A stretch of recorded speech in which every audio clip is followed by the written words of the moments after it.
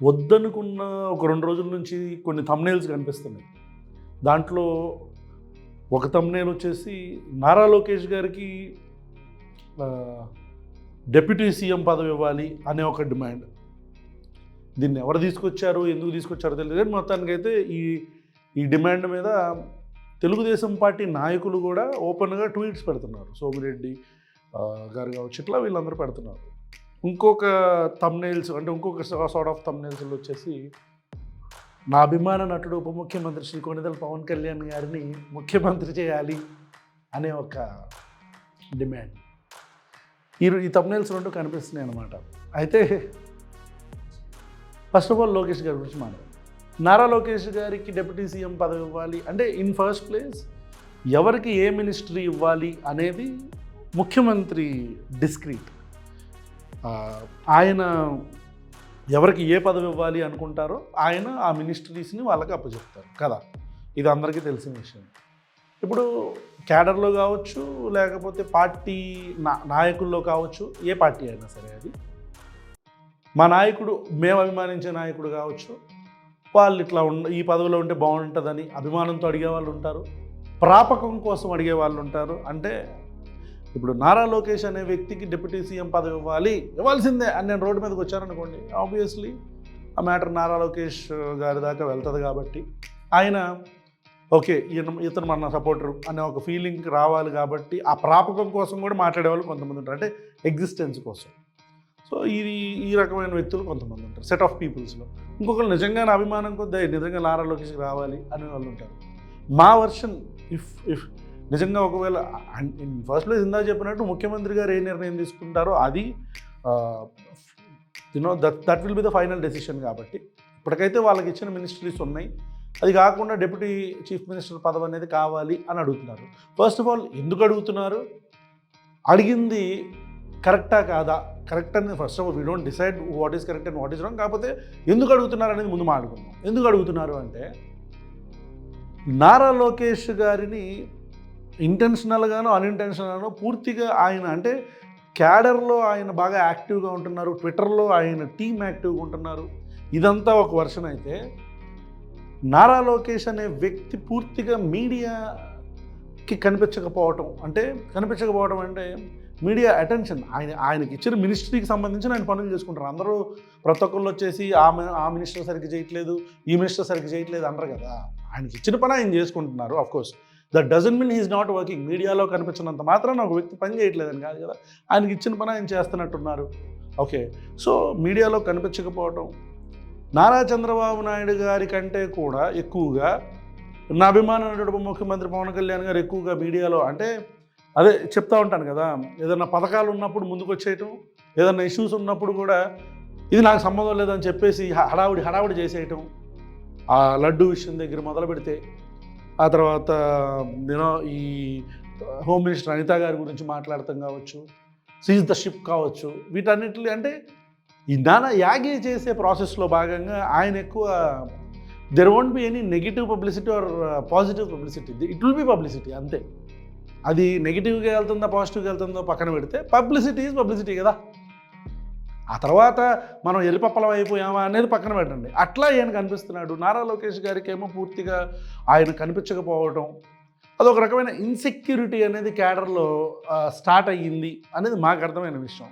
And more over Chandrababu Naidu గారు మా జెండా కూలీస్ సంగతి తెలిసిందేగా మీకు, మా అన్నే తర్వాత అది ఇది అని చెప్పడం, నెక్స్ట్ చంద్రబాబు నాయుడు గారు ఏజ్ అయిపోద్ది ఈ మాటలు మాట్లాడటం, ఆయన తర్వాత ఎవరు అన్నప్పుడు ఆబ్వియస్లీ అంత బలమైన క్యాడర్, బలమైన గ్రామ స్థాయిలో, జిల్లాలు, గ్రామాలు, కుగ్రామాల స్థాయిలో కూడా కార్యకర్తలు ఉన్న తెలుగుదేశం పార్టీ లాంటి ఒక బలమైన పార్టీ, ఎవరు అవునన్నా కాదన్నా మన రాష్ట్రంలో 2 బలమైన పార్టీలు తెలుగుదేశం పార్టీ, వైఎస్ఆర్ కాంగ్రెస్ పార్టీ కదా. సో ఈ గ్రామ స్థాయిలో ఆ 2 పార్టీలు ఉన్నాయి. ఈ 2 పార్టీలకు సంబంధించిన అధినాయకుడి కొడుకు నారా లోకేష్ని కేవలం అధినాయకుడు కొడుకులాగే చూడకూడదు మనం. అతను 4000 కిలోమీటర్లు అని చెప్తున్నారు కానీ that's not the correct number, but padayatra చేయటం కావచ్చు, పార్టీ కొంచెం నైరాశ్యంలో ఉన్నప్పుడు వెంట పెట్టుకొని వెళ్ళటం కావచ్చు, సో చంద్రబాబు నాయుడు గారి కంటే ఎక్కువ ఇనిషియేటివ్స్ తీసుకొని ప్రతిపక్షంలో ఉన్నప్పుడు ఎస్పెషల్లీ ఖచ్చితంగా ఆ భాషను మేమైతే సపోర్ట్ చేయం, ఏది బట్టలు ఎప్పుతాం ఈ భాషను మేము సపోర్ట్ చేయం, కానీ బట్ స్టిల్ పార్టీ నిలబడటానికి ఒక రకమైన సందిగ్ధ స్థితిలో ఉన్నప్పుడు పార్టీ నిలబడటానికి అతను చాలా కృషి చేశాడు, క్యాడర్ని కలుపుకొని పోయాడు. ఇట్లా వ్యతిరేక వర్గం ఉన్నా సరే కలుపుకొని పోవడంలో నారా లోకేష్ సక్సెస్ అయ్యాడు. So on other side, apart from the son of Nara Chandrababu Naidu, Lokesh has proven himself. అంటే గేలి చేపించుకునే దగ్గర నుంచి కొంచెం డెవలప్ అయ్యి ఆయన ఆహార్యాన్ని బేసిక్గా బాడీ షేమింగ్ అనేది ఎవరు చేయకూడదు, కానీ అతను బాడీ షేమ్ చేశారని చేశారు. దాన్ని తట్టుకొని నిలబడ్డ వ్యక్తి కదా అతను. అలాంటి ఒక వ్యక్తి అంత పెద్ద పార్టీలో అధినాయకుడి కొడుకు ఆల్రెడీ మున్సిపల్ మినిస్టర్గా కొన్ని ప్రాజెక్ట్స్ ప్రూవ్ చేసుకున్నాడు, నేషనల్ లెవెల్లో అవార్డు వచ్చిన వ్యక్తి. పంచాయతీ శాఖ మంత్రిగా ఉన్నప్పుడు 2014 నుంచి 19 టైంలో ఆయనకి 16లో 17లో ఇచ్చినట్టున్నారు మినిస్టర్, ఎమ్మెల్సీ కోటాలో ఇచ్చిన తర్వాత ఆయన ఎక్కువ సిమెంట్ రోడ్లు వేసినందుకు మొత్తానికి ఒక అవార్డు అయితే వచ్చింది అతనికి. సో ఇవన్నీ కూడా he has proven himself. So ఇవన్నీ ఫ్యాక్టర్స్ ఉండొచ్చు, అంటే ఏం తక్కువ నారా లోకేష్కి అనే ఆలోచనలో వాళ్ళ కార్యకర్తలు చంద్రబాబు నాయుడు గారి కొడుకుగా నెక్స్ట్ టీడీపీని లీడ్ చేస్తాడు అనే ఒక ఆశావాద దృక్పథంతో వాళ్ళు అడుగుతున్నారు. ఇది డిప్యూటీ చీఫ్ మినిస్టర్గా నారా లోకేష్ గారిని అంటే ఈ సో కాల్డ్ పబ్లిసిటీలో లేకపోవడం ఎక్కువ, ఇవన్నీ కూడా కారణాలు. సో నిజంగా అతనికి ఇవ్వచ్చా ఇవ్వకూడదా అనేది ఆయన ముఖ్యమంత్రి గారు డిస్క్రియేట్. దాంట్లో క్యాడర్ యొక్క ఆలోచన, అంటే అతన్ని డిప్యూటీ చీఫ్ మినిస్టర్గా పెట్టాలి అనే ఒక ఆలోచన, ఆశ, ఇవి తప్పని మేమైతే అనుకోవట్లా. So if really Nara Lokesh wants to be that, or Chandrababu Naidu Nara Lokesh wants that. If Chandrababu Naidu wants him to be the Deputy Chief Minister of Andhra Pradesh, then definitely he can do it. So, along with Pawan Kalyan garu. క్షమించాలి cold. తర్వాత ఇకపోతే ఈ రెండో వర్షను, నా అభిమాన నటుడు ఉప ముఖ్యమంత్రి శ్రీ కొణిదెల పవన్ కళ్యాణ్ గారికి సంబంధించిన వర్షన్, అంటే ఆయన వర్షన్ కాదు, ఆయన క్యాడర్ వర్షన్. ఈ జనసేన పార్టీ క్యాడర్ అందరూ కూడా ముఖ్యమంత్రి అవ్వాలి అని చెప్పని అంటున్నారు. అంటే బాధపడతారు, కానీ అంటే కౌంటర్ ఆర్గ్యుమెంట్ ఏం చేయాలి? ఇప్పుడు Nara Lokesh deputy chief minister చేస్తే చెయ్యాలో వద్దో మీ అభిప్రాయం చెప్పాలి, వాళ్ళు చేయకూడదు అంటే ఎందుకు చేయకూడదో చెప్పాలి. అంతేగాని మీరు డిప్యూటీ చీఫ్ మినిస్టర్ అయితే మేము సీఎం అయిపోతాం, అయిపోండి, సీఎం అయిపోండి, పిఎం అయిపోండి, మీరు చేసేసేయండి, మీ నాయకుడు పిఎం చేసేసేయండి. సరే, యాజ్ ఇట్ ఈస్గా అనాలిసిస్లో చూసుకుంటే ఈ ఆర్గ్యుమెంట్ ఎందుకు వచ్చింది అంటే, ఈ ఆర్గ్యుమెంట్ ఎందుకు వచ్చింది, ఇప్పుడు తెలుగుదేశం పార్టీగా ఆర్గ్యుమెంట్ ఎందుకు రావడానికి గల కారణం చెప్పాను కదా, ఎవరు చేసిన ఓవర్ యాక్షన్. ఇప్పుడు వీళ్ళు ఆర్గ్యుమెంట్ ఎందుకు తీసుకొస్తున్నారు, చీఫ్ మినిస్టర్ అవ్వాలని. Nara Lokesh deputy chief minister అవుతాడనా, అందుకు చీఫ్ మినిస్టర్ అయిపోతారా అంటే, ఒక చిన్న విషయం, ముఖ్యమంత్రి పదవి అంటే ఒక ఆట బొమ్మ. అంటే ప్రజలందరూ పొజిషన్కి ఒక హుందాతనం ఉంది, ముఖ్యమంత్రి పదవికి ఒక గౌరవం ఉంది. మేము జగన్మోహన్ రెడ్డి గారైనా నారా చంద్రబాబు నాయుడు గారైనా ఎవరైనా సరే ముఖ్యమంత్రి పొజిషన్లో ఉన్నప్పుడు, ఆ హోదాలో ఉన్నప్పుడు ప్రతిపక్ష నాయకులుగా వాళ్ళు 100 కామెంట్లు చేసి ఉండొచ్చు. ప్రతిపక్ష నాయకులుగా వాళ్ళు 100 కామెంట్. ఇప్పుడు నారా చంద్రబాబు నాయుడు గారు కూడా మొన్న ప్రతిపక్షంలో ఉన్నప్పుడు ర్యాలీ టైంలో ఒక రకమైన భాష పోలీసుల మీద వాడారు, వైసీపీ కార్యకర్తల మీద వాడారు, ఆ నా కొడుకు ఈ నా కొడుకు అని. అదొకటి. జగన్మోహన్ రెడ్డి గారు కూడా ప్రతిపక్షంలో ఉన్నప్పుడు చంద్రబాబు నాయుడు నడి రోడ్డు మీద కాల్చాలి, ఉరి తీయాలి అని కాల్చాలని అన్నారు. ఇలాంటి వ్యక్తిని కాల్చాలనే ఆలోచన కూర్చొని మొత్తం ఇట్లా అన్నారు కదా. ఇట్లా అప్పుడప్పుడు వాళ్ళ పొజిషన్ను కూడా మర్చిపోయి, ప్రతిపక్ష నేత అయితే ఇష్టం వచ్చినట్టు తిట్టాలనేం కాదు, కానీ వీఆర్ నాట్ సేయింగ్ దట్, కానీ అలా ప్రతిపక్షంలో ఉన్నప్పుడు అంతెందుకు, నా అభిమాన నటుడు కూడా ప్రతిపక్షంలో ఉన్నప్పుడు ఎన్నిసార్లు ఎన్ని మాటలు, మామూలు మాటలు కాదు, అధపాతాళం అంటాడు, కాళ్ళు ఎరగొట్టి మోకాళ్ళ మీద కూర్చోబెడతామంటాడు, నడినెత్తి మీద కొడితే మదమంతా దిగాలంటాడు, చెప్పు తీసుకొని రండ్రా కొడకల్లారా అంటాడు, గొంతుప్పు నులివి పిసుకుతా అంటాడు, ఇవన్నీ అంటాడు. ఇది అరాచకంలే. దీని గురించి మనం మాట్లాడుకుంటే 100 మాట్లాడుకోవచ్చు, దాని గురించి కదా. అంటే ప్రతిపక్ష హోదాలో ఉన్నప్పుడు ఇలాంటి మాటలు మాట్లాడటం అనేది, దాన్ని ఫస్ట్ ఆఫ్ ఆల్ మనం దాన్ని నార్మలైజ్ చేసేసాం. ఒక రాజకీయ నాయకుడు హుందాగా ఉండాలనే దాన్ని పక్కన పెట్టి ప్రతి పార్టీలో అందరూ నాయకులు బూతులు తిట్టుకుంటే అన్నీ చేస్తుంటారు కదా. కానీ ముఖ్యమంత్రి పదవి వచ్చిన తర్వాత జగన్మోహన్ రెడ్డి గారు నిజంగా అలా నోరు తూలితే, నోటి మాట తూలితే, చంద్రబాబు నాయుడు గారు కావచ్చు, చంద్రబాబు నాయుడు గారిని ఒకవేళ నోటి మాట తూలితే ఇట్లానే ఇష్టం వచ్చినట్టు మాట్లాడటం, అంటే స్థితప్రజ్ఞత అంటారు కదా, ఆ బ్యాలెన్స్డ్గా ఉండటం, అది ఆ పదవి తీసుకున్నప్పుడు ఆ పదవికి ఉండే ఆ హుందాతనాన్ని మెయింటైన్ చేయాలి. మరి నిజంగా మనం అది మెయింటైన్ చేయగలమా? పదవి వచ్చిన తర్వాత మనం ఏం చేస్తున్నాం? మనం ఉప ముఖ్యమంత్రి అయినా సరే ఏమంటున్నాం? ఐఎమ్ అన్అపాలజెటిక్ అని చెప్పిన ఒక మతానికి వంత పాడతాం. ఐఎమ్ అన్అపాలజెటిక్ సనాతని హిందూ అంటాం, అంటే ఒక మతానికి వంత పాడేస్తాం. ఎగ్జాంపుల్ చూసుకుందాం, పోనీ ఎగ్జాంపుల్ చూసుకుందామా? ఇప్పుడు తిరుపతి లడ్డు విషయం జరిగింది, ఎగ్జాంపుల్ చెప్తాను. అంటే ఒక ముఖ్యమంత్రికిను ఒక ఫికిల్ మైండెడ్ మెంటాలిటీకి ఉండే ఒక తేడా ఎట్లా ఉంటుందంటే, చంద్రబాబు నాయుడు గారికి తెలియదు లడ్డు విషయం జరిగిందని, జగన్మోహన్ రెడ్డి గారికి తెలియదు లడ్డు విషయం జరుగుతుందని. ఏం మాట్లాడారు వాళ్ళు?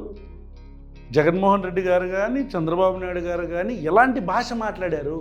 బయటకు వచ్చి ఇట్లా అపవిత్రం చేశారు అని ఆరోపణ చేశారు ఆయన. జగన్మోహన్ రెడ్డి గారు మీరు అపవిత్రం చేస్తే మీరు ప్రూవ్ చేయండి అని చెప్పని ఈయన ప్రత్యారోపణ చేశారు కదా. అలా ఆరోపణ చేసి ఆయన ఏం చేశారు? ఇష్యూ పెద్దదైనప్పుడు సిట్ వేశారు. తర్వాత మళ్ళీ సెంట్రల్ ఇన్వెస్టిగేషన్ టీం రావడం, ఇదంతా జరిగిపోయింది, మనకు తెలిసిందే. మరి నేనేం చేశా? నేను ఒక సభ పెట్టా. అంటే కనకదుర్గమ్మ గుళ్ళో ఫస్ట్ ఒక మీటింగ్ పెట్టి ఆ మెట్లు తుడిచి ఇలా జరిగిపోయింది, మీరందరూ బయటికి రారా, ప్రజలందరూ బయటికి రండి, మేమే మాట్లాడాలా, మీరు మాట్లాడరా అని. ఎందుకు రమ్మన్నాడు? ప్రభుత్వంలో ఉంది ఆయనే, ఎందుకు మాట్లాడారగా ఎవరికి తెలియదు ఇప్పటిదాకా. అది కోర్టులో ఎవరో పిల్లేస్తే ప్లీ పెడితే కోర్టు సీరియస్గా తీసుకొని సుప్రీంకోర్టు అసలు why did you address the press? మీరు విషయం తెలియకుండా ప్రెస్కి వెళ్ళి ఎందుకు మీరు వెళ్ళి ప్రెస్తో మాట్లాడారు అని చెప్పిన ఆంధ్రప్రదేశ్ ప్రభుత్వాన్ని నెత్తి మీద పాటున ముటికాయ కొడితే సంజాయిషి చెప్పుకోవాల్సిన పరిస్థితి ఏర్పడింది కోర్టులో, సుప్రీంకోర్టులో. అవునా? ఇది ఎవరి వల్ల అయింది? ఇది చంద్రబాబు నాయుడు గారు ఏమైనా ప్రశ్న అడ్రస్ చేశారా? పార్టీ మీటింగ్లో మాట్లాడుకున్నారు ఇలా జరిగిందని. మరి ప్రశ్న అడ్రస్ చేసింది ఎవరు? నేను ప్రశ్న అడ్రస్ చేస్తా. నేను ప్రశ్న అడ్రస్ చేసి మీరు రండి బయటికి రారా, ఎవరి కోసం పోరాడతారు? ఈ మతాలు ఏంటిది? Secularism is not one way, it is two way అంటా. నేను అన్నానా? ఇదేంటి? బాధ్యత గల పదవికి సంబంధించిన బిహేవియరల్ ఇష్యూస్ గురించి చెప్తున్నా. అంటే అది సామెత ఉంటుంది, ఆశకు హద్దుండాలి, అది తెలుసుగా. అట్లా మనకేమన్నా, నేను పవన్ కళ్యాణ్ గారిని ఏమన్నట్లు ఇక్కడ నా క్యాడర్ని మనం ఏమైనా మాట్లాడాలి, అడగాలి అనుకుంటే కొద్దిగా ఆలోచించుకోవాలిగా. మనం ఏంటి ఇష్యూస్ వస్తే మనం ఎలా డీల్ చేస్తాం? ఇప్పుడు ఎగ్జాంపుల్ చెప్పాను కదా. అంటే ఏం జరుగుతుంది అక్కడ? అక్రమ బియ్యం రవాణా జరుగుతుందని తెలుసు. అక్కడ అందరు పార్టీ నాయకులు ఇన్వాల్వ్ అయ్యి ఉన్నారు, అదొక పెద్ద మాఫియా అని తెలుసు. అక్కడికి వెళ్ళి సొంత పార్టీ ఎమ్మెల్యేని అవడం తిడతాడా?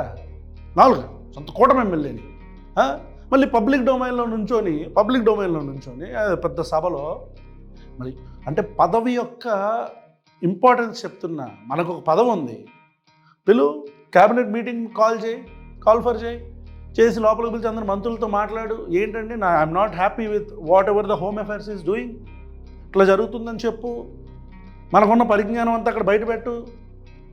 అంటే అలాంటి ఒక 4 గోడల మధ్య జరగాల్సిన డిస్కషన్ ఏమో మైకుల్లో అరవటం, మైకుల్లో చెప్పాల్సిందేమో మైకుల్లో చెప్పకుండా ఉండటం.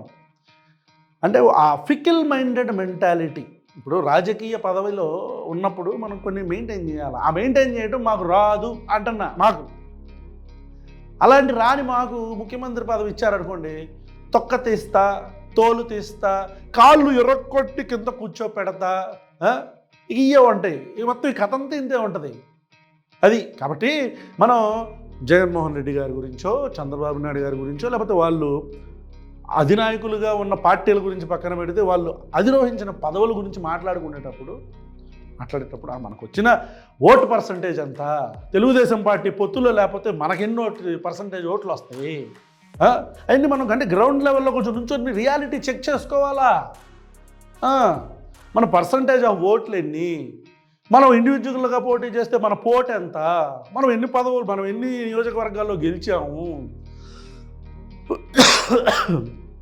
సారీ అగైన్, మనం ఎన్ని నియోజకవర్గాల్లో గెలిచాము, రెండిట్లో పోటీ చేస్తే మనకు వచ్చిన ఓట్లు ఎన్ని, ఇండివిజువల్గా పోటీ చేస్తే మన గతి ఏంటి, తెలుగుదేశం పార్టీనే ఎక్కేద్దామని చూస్తున్నావా? అంటే అదే కూర్చున్న చెట్టును కొమ్మను నరుక్కోవడం అంటారు చూసావా, అదే ఉన్నాం. చక్కగా పార్టీ క్యాడర్ను బలోపేతం చేసుకుందాం, గ్రామ స్థాయిలో పార్టీ క్యాడర్ను బలోపేతం చేసుకోండి, కమిటీలు వేయండి, గ్రామ కమిటీలు వేయండి, జిల్లా కమిటీలు కాదు గ్రామ కమిటీలు వేయండి, అర్బన్ ఏరియాస్లో వార్డు కమిటీలు వేయండి, వేసి మీ క్యాడర్ను బలోపేతం చేసుకొని ఎవరి సహాయం లేకుండా మాదొక బలమైన పార్టీ అని చెప్పుకోగలిగే పరిస్థితి వచ్చినప్పుడు మీరు డిమాండ్ చేయండి. మేము బయటికి వెళ్ళిపోతే ఏం జరిగిందో తెలుసు, ఏం జరిగింది బయటికి ఏం జరగదు, వాళ్ళిద్దరు పవర్ షేర్ చేసుకో, అయితే వైసీపీ లేకపోతే టీడీపీ వస్తుంది, మనం అంతే. అది కాబట్టి కొద్దిగా దయచేసి మనమేంటి, మన పొలిటికల్ ఓటర్ పర్సంటేజ్ ఏంటి, మన రాజకీయ భావజాలం ఏంటి, భావజాలం పెద్ద పెద్ద మాటలు మళ్ళీ ఎందుకులే, ఏంటో అన్న గురించి మాట్లాడితే అన్నీ వచ్చేస్తాయి దగ్గు. Okay brother, this is our opinion on the current issue. Thank you so much.